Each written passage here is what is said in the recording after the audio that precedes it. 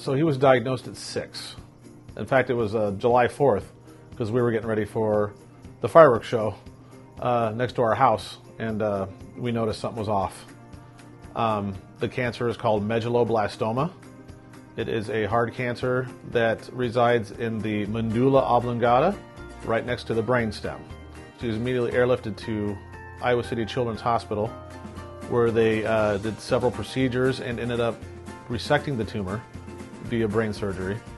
Because of that process, ended up getting what's called posterior fossa syndrome, which reset his whole nervous system, which is why he's in therapy today.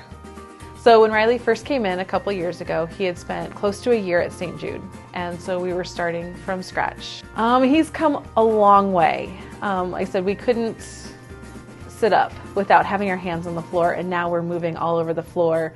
We're, able to stand up for short periods of time with help. He gets fatigued very easily.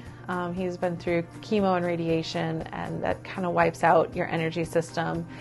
He can get in and out of his wheelchair on his own when he's having a good day. Sometimes he still needs some help when he's tired, but he has a lot more freedom to play and be a kid again.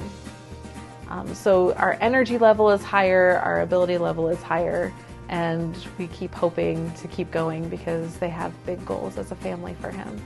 GOPEDS gives him an opportunity to kind of work back to hopefully a fraction of what he was, as far as very active kid. So they give us, all of us, a little bit of hope that he can get those fine motor skills back, which they're doing a great job, and he's getting treatment for movement to work on his muscles to stretch.